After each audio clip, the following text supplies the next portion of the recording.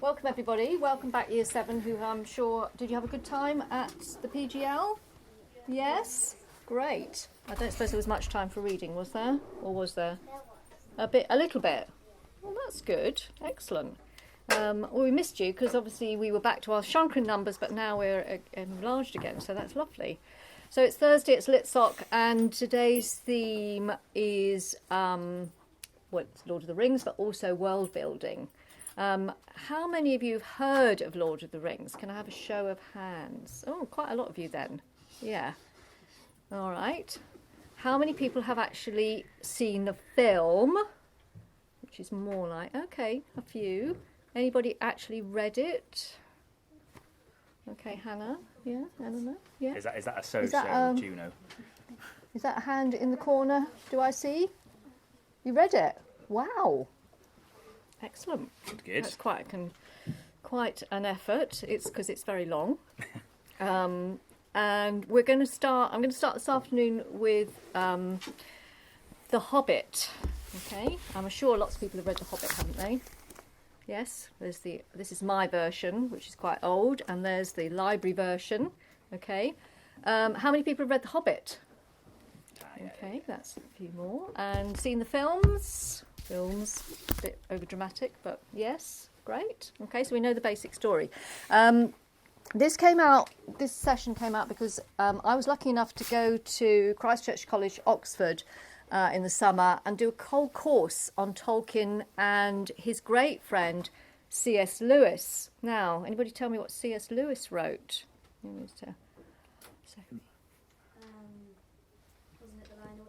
The Lion, the Witch and the Wardrobe, absolutely. The Narnia sequence, yes. He also wrote science fiction, which is still published today.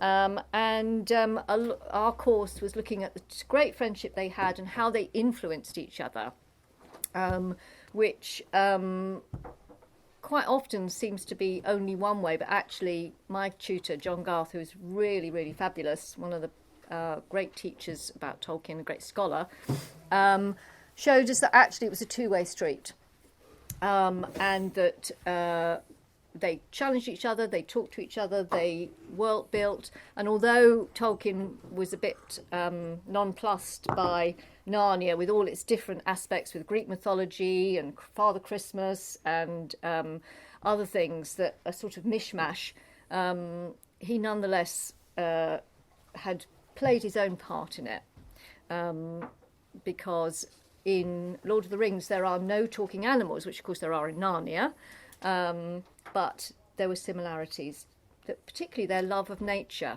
their enjoyment of the natural world, particularly trees and woodland setting, because C.S. Lewis lived in a forest, or in what is now a nature reserve, and Tolkien was really concerned about the natural world, and that's part of his oeuvre in Lord of the Rings. So I'm going to start with The Hobbit.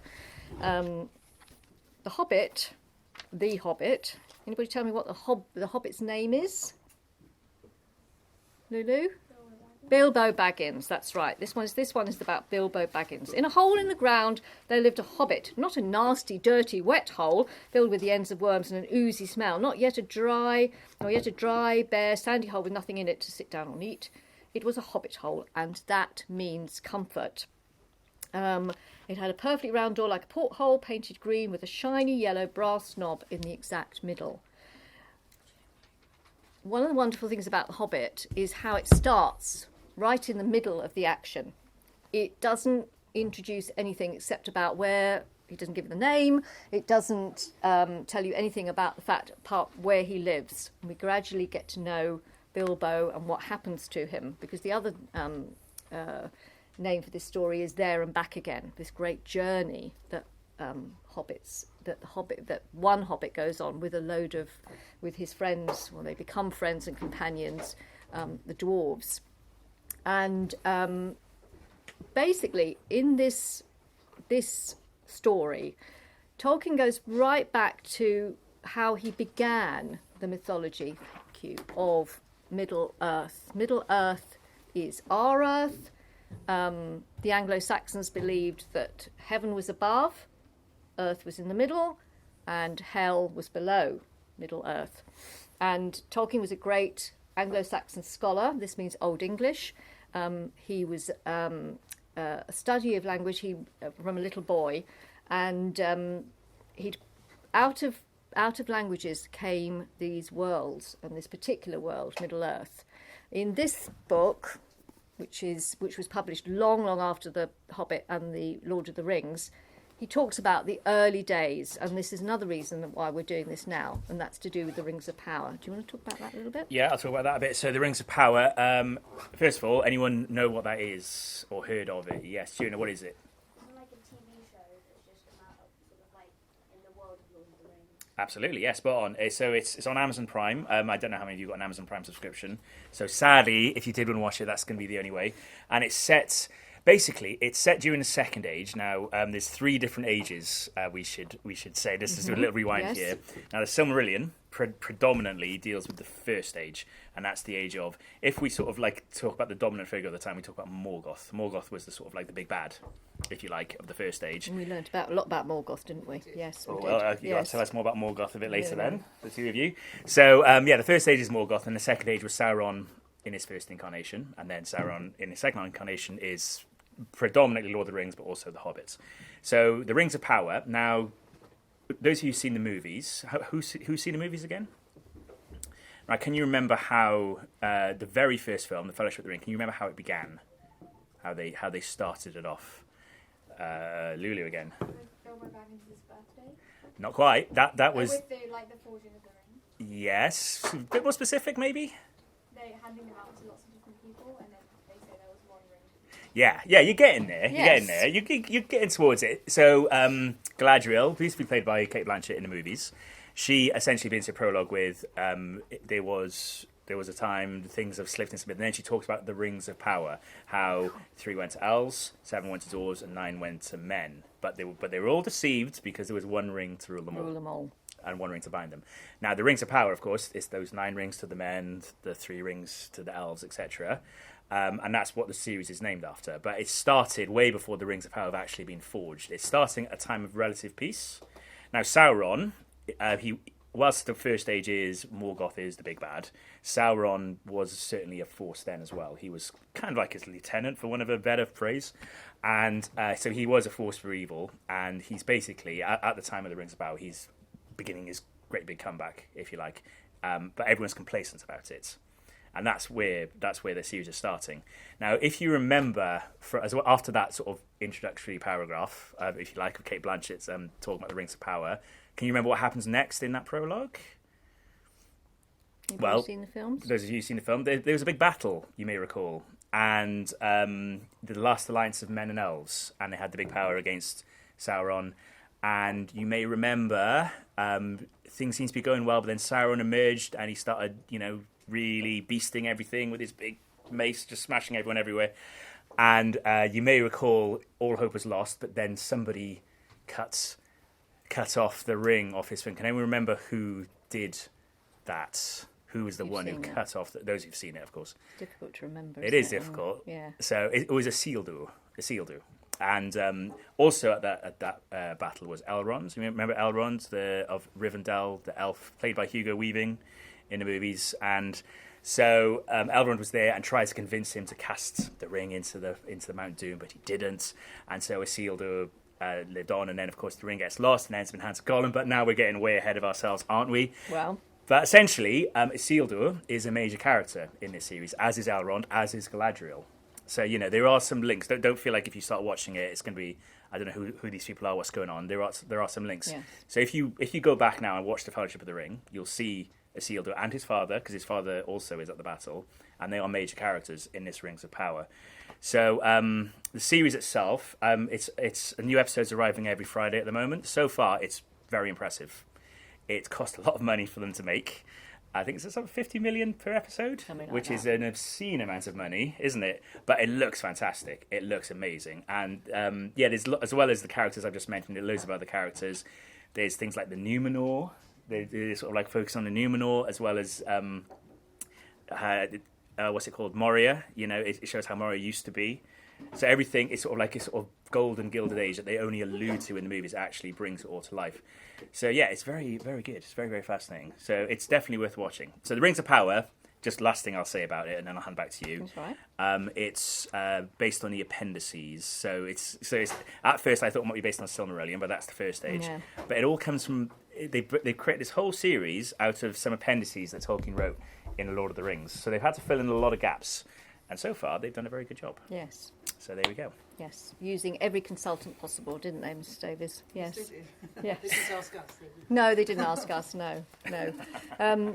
So we've got the rings, and Tolkien had created this world, and he'd basically, really, from the First World War onwards, in 1914 to 18, and he had these friends, this sort of fellowship, camaraderie, who weren't quite different. They were interested in different things, but they really enjoyed each other's writings. They listened to each other.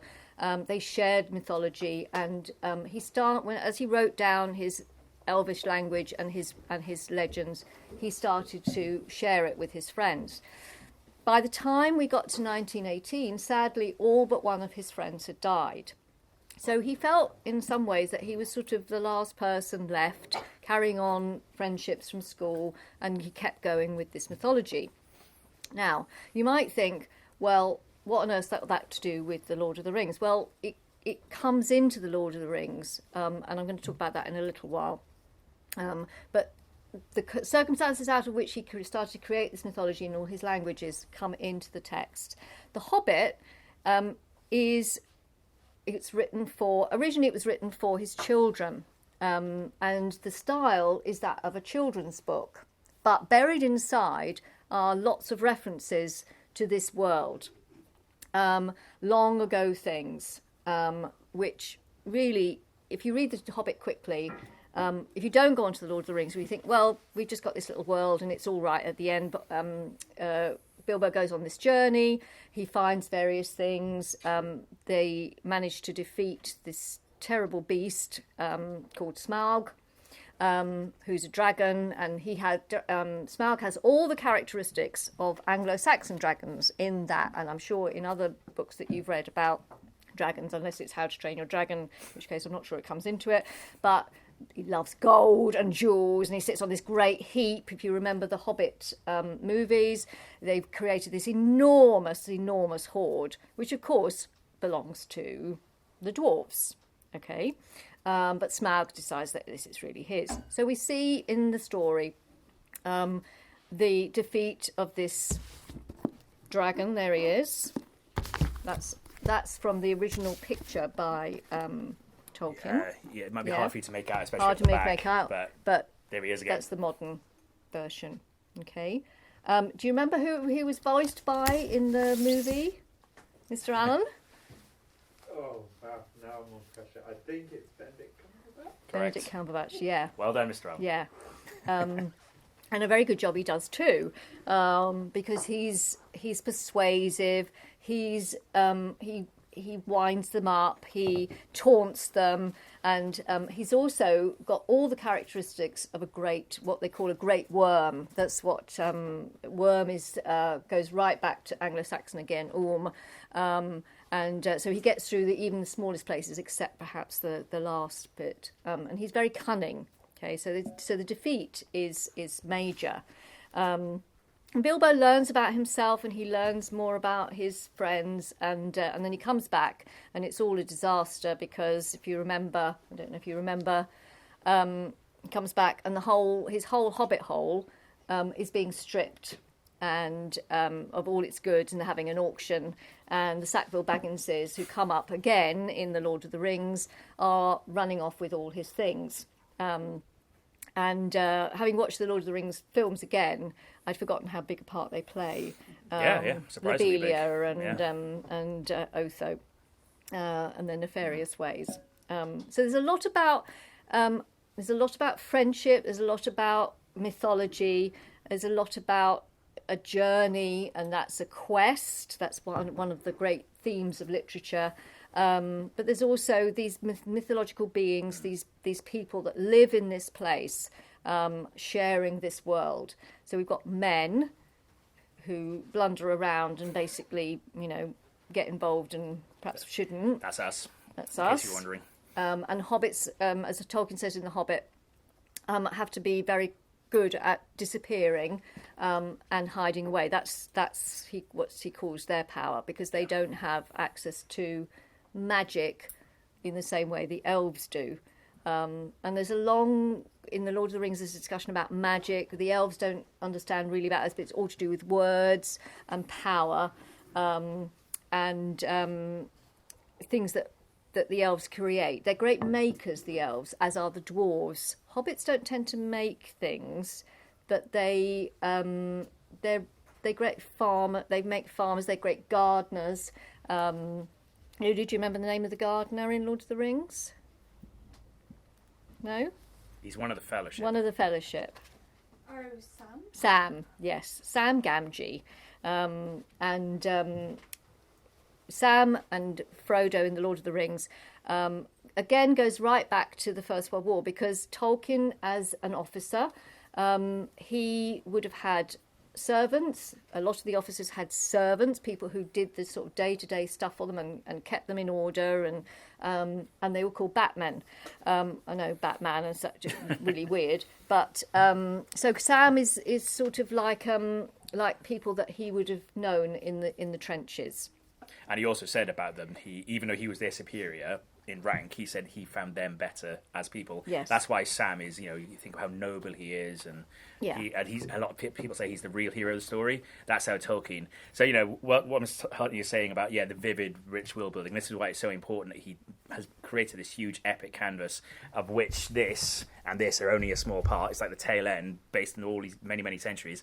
It's also based on reality, because hobbits as well. If you think about them, that was like his pastime. It's sort of this countryside gent with his waistcoat, smoking his pipe, and that was the lifestyle. With the Inklings, that was the lifestyle he led, and admirable traits that he conferred on the other races, like the elves, for instance, were based on things that he admired from our world. So it might be high fantasy, but it's very much at first it's rooted in this world, based in our world, like the languages. Yes, the elf. You alluded to that. Language, yes. That's based on Norse. Yes, there's initially, at least, anyway. Yes, Tolkien. When Tolkien was working as an academic, this is the 1920s up until the 1950s, English was a different discipline. It was really based on 19th century literature, not in a way that it is now, where it's every single thing you can think of, including, our latest sort of teenage books that we look at.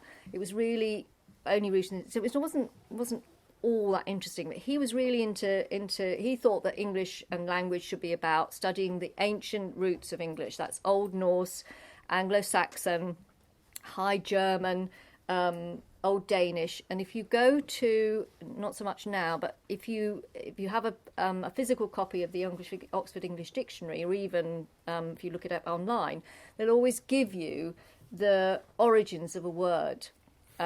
It might be from Latin, it might be from French, or it might be from Old Norse. If it's something like bread, which is an Anglo-Saxon word, comes from brod, then it will take you right back. And that's the sort of thing that he was interested in. So out of these languages came this world, and it's much the same in his those he early influenced. Not so much later on. Languages are not quite as important. It's much more about the world itself, the things that happen, the events. So, for example, the world of the Hunger Games, they seem to all speak English, don't they? What's important is what's that world and how they survive and get through and have to take part in these games. Okay, so Tolkien's not the first to write fantasy by any means. There were people before him. He was influenced by H.G. Wells, Lord Macaulay, Lord Dunsinane, Miss Travis. Who else could we think of? No, all right, okay.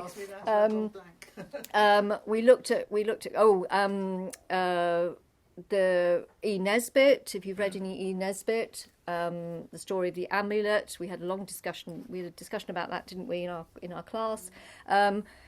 Things that he and C.S. Lewis were influenced reading in their childhood, they come into this as well, and also things that they'd read later on. So, for example, Morgoth and Sauron come out of Milton's Paradise Lost, a great 17th century poem about justifying the ways of God to men, but he starts with Satan, or Lucifer, the angel that's fallen and now living in hell, and how he goes off and then tempts Adam and Eve. So it's, all literature virtually is there. Now, so out of the Hobbit, Bilbo finds a ring. He finds it literally on the roadway in a very dark place in the roots of the mountains, and he barely gets away with his life. Can you remember who he is having this riddle game with? Anybody? Yeah. Gollum. Okay, Gollum. And if you remember from the movie, from the films, Gollum, well, he's not terribly picturesque, is he? Poor Gollum. He's a very, very sad character. He's certainly very damaged by this ring. And it's his precious. And Bilbo manages to get away because his last question to Gollum is, what have I got in my pocket? I always say what have I got in my pockets because that's how Gollum speaks. But and Gollum can't guess. And in the film, it's really distressing. I don't know if you remember, but this terrible, terrible scream of anguish when he's lost the ring. His precious, for which he's, plot spoiler, but he's murdered for it. He's murdered his best friend for this terrible, terrible ring. And it's there in The Hobbit, but perhaps not quite as powerfully. It's much more vivid in The Lord of the Rings when they have to, Aragorn and Gandalf go and find him. They find out his story, how this ring, what is this ring, and what powers does it have? And it's the one ring to bind them all, and in the darkness find them. And as Mr. Humphrey said, it dominates all the other rings, and this is what we're going to find out in the new Amazon Prime series. What are these rings? In the Lord of the Rings films, just as in the Lord of the Rings book, we find out about the other rings much later on. The Fellowship are pursued by the ring wraiths, first on horses and then on sort of flying dinosaurs, Nazgul. And the ring wraiths are the ancient men. They're also come from Numenor, who have been consumed by the ring and become ghosts. And they're much more powerful thereby, and horrific. So the Lord of the Rings, who is the Lord of the Rings? Well, I would have thought it was obvious. Is it obvious? Who do you think the Lord of the Rings is? Who do you think the Lord of the Rings? Who is the Lord of the Rings? Is it Frodo Baggins? Is it Gandalf? Who is the Lord of the Rings? Any ideas? It's not a trick question. At least I hope it's not. Yes? Is it Sauron? Yeah.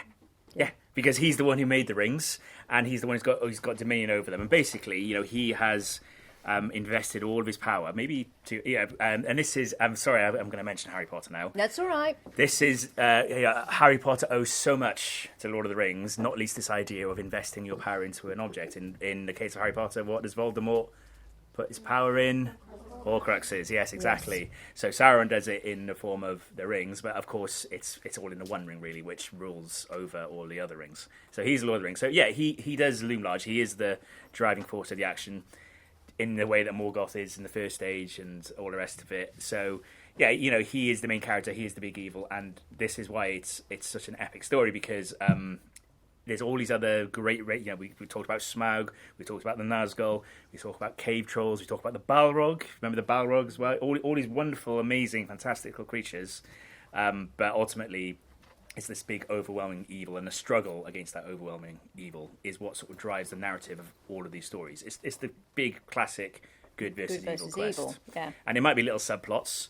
You think of the Hobbit and how the elves and the dwarves are bickering for the Battle of the Five Armies, but then they unite against the common enemy. And a lot of it is, the struggle to sort of like marshal everyone to unite against the common enemy. And again, you can draw parallels in the real world with that too. So, it's just to talk about the world, but seeing as soon we're going to open up to talk about other world building. We've already mentioned about how rich in history it is, but also how it's grounded in reality. But he had to do lots of meticulous research and lots of epic, literal maps to build. Beautiful maps. Hoping you're not going to see it very well because I can't really hold it up from here. But okay, I'm not going to try and look for them. But the maps of Middle Earth, it's very very well intricately drawn out with lots of the different. Oh, look at that. The different territories, Mordor, and of course there's the men. They have the men of Gondor, they have the men of Rohan, and the elves. You've got it's not just one type of elves. You've got the elves of Rivendell, you've got the elves of Lothlorien, and then I mentioned the Numenor, and then the dwarves. There's different types of dwarves, and then in the forces of evil, you've got Isengard, which of course is not initially evil. It's just Saruman who eventually turns evil. So yeah, it really is. It's not just, I'm going to make this up off the top of my head and then I'll just write a story. He really had to build this really epic mythos. And you think about myths and legends, Greek. Let's take Greek myths and legends as an example. It's not just a story that someone's dashed off in a few days. It's really a huge, lots of vast history has been created. Think of the history of our world. You wouldn't just you can cram it into a little book like that. It's in a huge encyclopedia, and that's essentially what he's done. The history of Middle Earth. You wanted a really detailed, comprehensive one. Well, Silmarillion is for the first stage. Well, he worked on it for most of his life. Yeah, all of his life. He kept tinkering with it, didn't he, Mr. Davis? He came back to it. But he wouldn't have written the Lord of the Rings if he hadn't have already built the world. That's essentially it. Yes. And it was the publishers that kept pushing him because The Hobbit was so successful, but Silmarillion wasn't a success. No. And they wouldn't publish it. And they said, we want hobbits. Yeah, we just want hobbits. That's it. And so he managed to take his world that he built and build a story within it that used all the elements. And then he had to go back and rewrite some of his world building because he didn't fit with his narrative, because he was so particular about it all. Mm-hmm. But he was trying to build a whole myth for England. That's right. Because he felt there was something missing. So he built our whole world up and tried to bring it up to the current time that he was living. There you go. So again, see, parallels with real. It's not just divorced from our reality. No, that's right. And that's the key thing. So basically any epic fantasy where they've done world building, the author really is to be admired. When you consider how much of an epic tome it is and the history of it, that all came from one man's mind. And the same goes for any other epic fantasy. So I think. Would that be now a good time to sort of hear some more? I'm just going to or did you want to make say a final point about Mordor. Mordor, if you remember the films or if you've read the books, is a place of ghastliness. It is absolutely hideous. It's partly to do with the fact that there's Mount Doom, which is the volcano, but it's also the effect that Sauron's had. It's a blasted heath. It's polluted, it's dark, it's black, the soil is black and not in a good way, and it's very, very harsh in terms of its rocks. It really, the bare bones of the earth are just there, and they scratch and they're hideous, and we've got the dead marshes on its doorstep, and that really is from Tolkien's experience in the First World War. He hated the fact that once the Lord of the Rings was published, he said it's not an allegory. In other words, it's not about the Second World War. It's not about the world fighting Hitler. He was absolutely adamant about that. He hated the fact that we could think of it as an allegory. But we've subsequently, John Garth has done a lot of work on this, looking at his First World War experiences. And if you go to Ypres and the Somme, you can see, and you look at the terrain and the maps. There are, he part of his experience was on the Somme, where hundreds of thousands of people died and literally fell into the mud, and so Mordor comes out of that. Sometimes things take a long time to distill and then they come out, but they come out somehow, and I think he wrote it out eventually, as well as the camaraderie, that there's also this landscape of ruin, which then has to be healed, and that's what Aragon and others are going to try and do. There's something missing. Yeah, you alluded to, essentially. Yeah. So again, they're worth reading. They're big, but they're worth reading because the writing is so beautiful, the myths are so beautiful, the world is so beautiful. It's a great story and great Yeah, it characters. is. Great characters Yeah. as well. Yeah. Larger than life characters. They're memorable characters. Yeah. So we've not got a lot of time left, but let's have a look at other world building. Mr. Allen, tell us about Do you want to? Game of Thrones. Yeah. Come and sit down.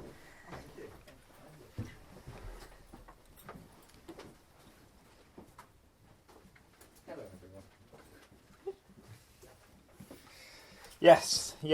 Game of Thrones. Who's heard of it? Hopefully, most of us. Wonderful. Who's seen it? Hopefully, not many of us. Wonderful. Who has read it? Hopefully, again, all of us. No. Okay, so I'm going to preface this with I have only just started reading it. Okay, I am a huge fan of the TV series, but I have only just picked up the book. So all I can say at the moment is based solely on the TV program. Okay, but Game of Thrones plays into exactly what Miss Huntley and Mr. Miss Huntley and Mr. Humphreys were saying. That's the right way around. About the Anglo-Saxon world. I nearly said Mrs. Humphreys and Mr. Huntley, so I apologise for that. Yeah, the Anglo-Saxon medieval sort of world that's created. Okay, and there's jousting, and there's lords, and there's ladies, and there's kings, and there's queens, and it has George R. Martin, who is the author and what the TV series is based on, has created again an entire world based off his own experiences, and we have armies in the north fighting armies in the south, and he has manifested and created this incredibly diverse world that brings in all these different languages, as we alluded to earlier. So Valerian, for example, which is what the Targaryen and the Sea Sakers speak, that comes from languages he studied when he was a lot younger as well. And same with Dothraki, same with Dornish. They all come from different corners of our world. And that's what he wanted to try and create in this series, is that actually he wanted it to be multi-dimensional and very diverse in its outreach and its audience and who was in there. But the thing that stands out for me, as well as the world, are the characters. And right at the end there, you both said that they're so memorable, these characters. Here you have, and I shan't ruin it for anyone, but you have evil characters, and then you have Game of Thrones evil characters. The way they create, and it's more of a psychological impact it has on you when you're watching it, because you think, surely not. Surely there's going to be some light, there's going to be something that will trigger a spark or a change in this individual, and yet it continues to escalate and it continues to snowball in it, and we get to that point where there's not just that is a person on a TV program that I dislike, it's I really do not like this individual that I'm witnessing day in, day out sort of thing. And the way that he creates that in parallel with the world, and the world against them, and then we're with that world against them, it really immerses you within his writing and within his world building. So that is something that really stands out for me. Now, I will come back probably in about 17 years and tell you what I think of the first book. But I would recommend, when you're a little bit older, obviously your 12s, your 13s, probably year 11s, yeah, watch Game of Thrones, yeah. When you have time, absolutely.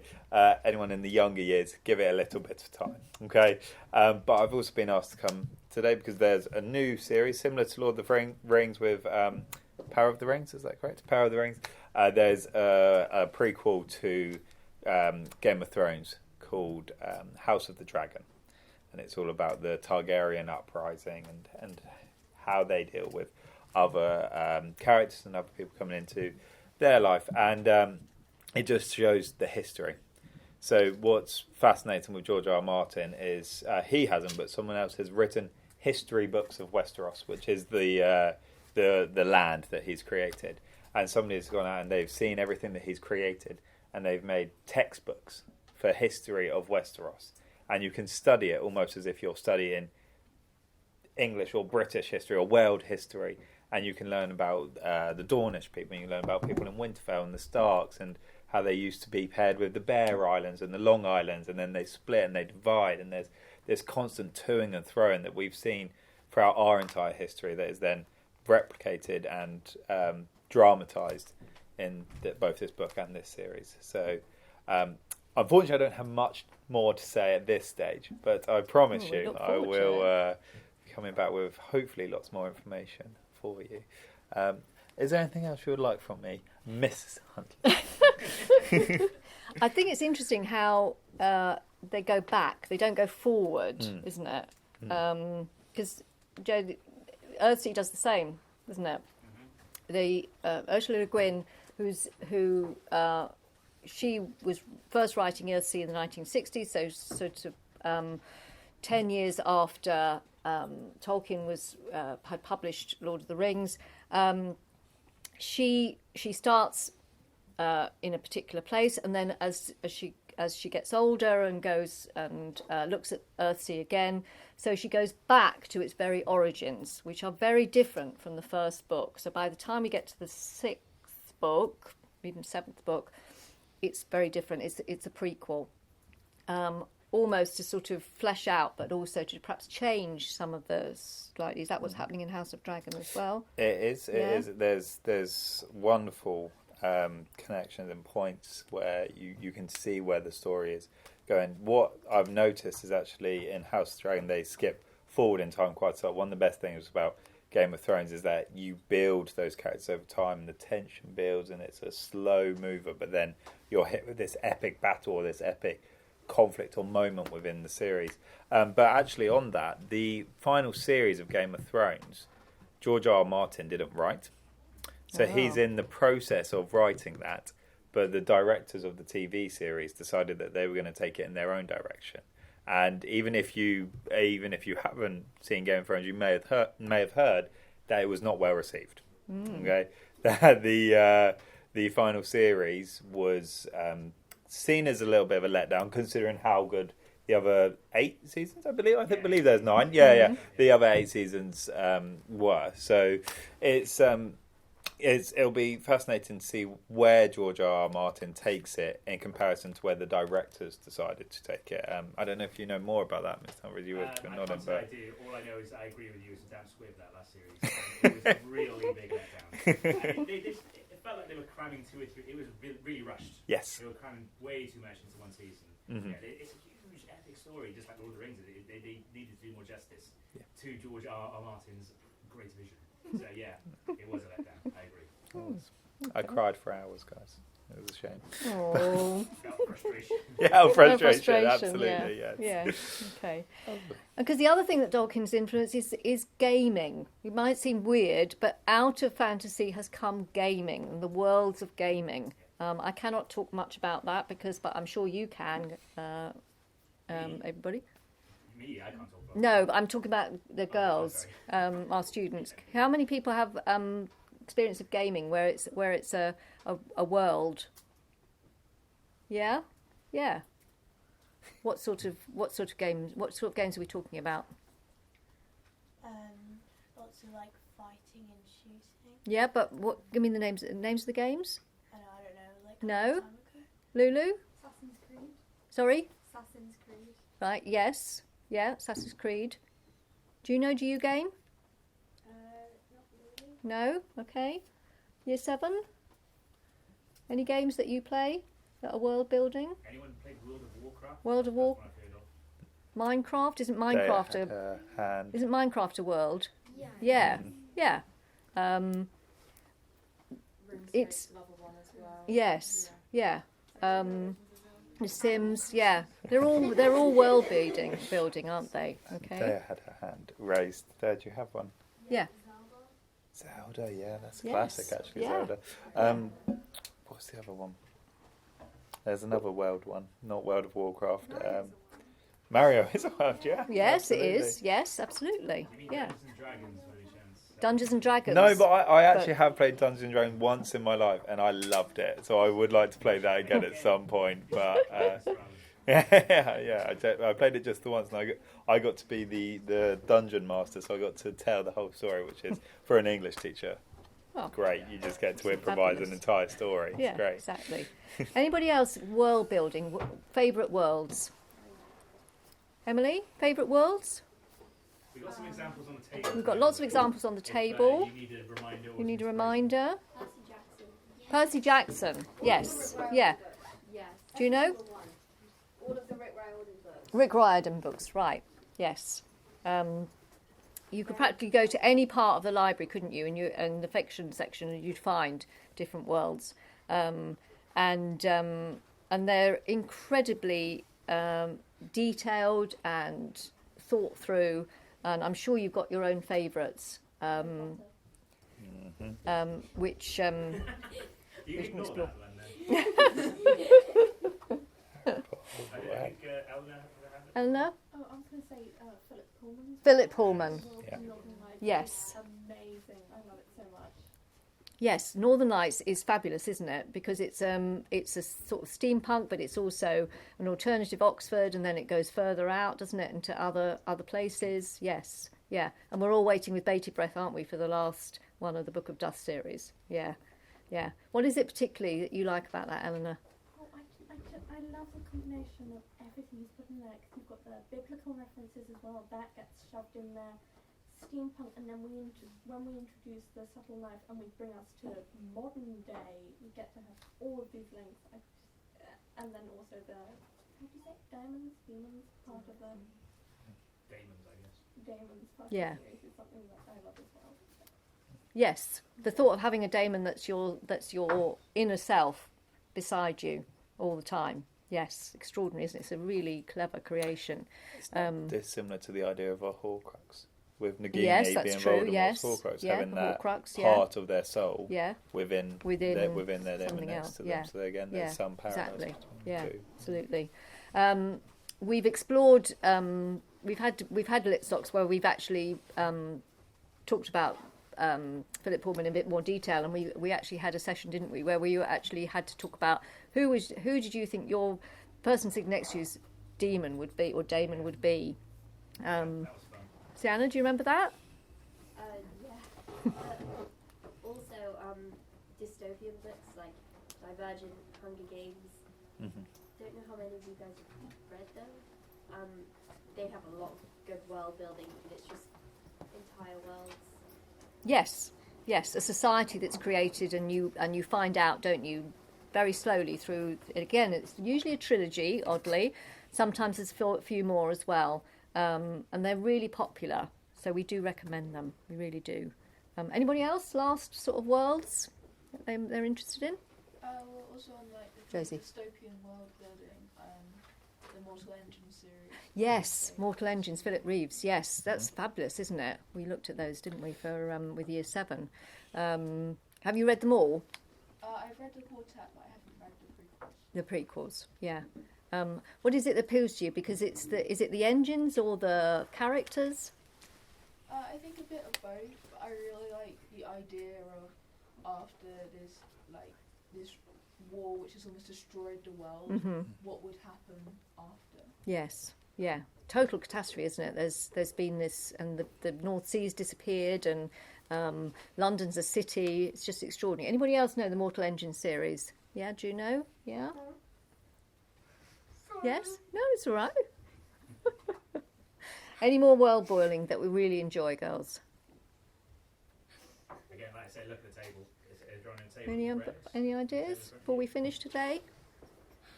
No? Harry, I'd like a scoop of Harry Potter. Spoof of Harry Potter. Okay. I Yes. really like the Morgan series because I don't know, I just really like fantasy because I like anything fantasy. I also think it has a really interesting and different plot to everything else. Mhm. It always like takes Harry Potter and just turns it upside down. Uh huh. Which one's that? It's the second one. Nice. Okay. Yeah, like magicians and stuff. Yeah.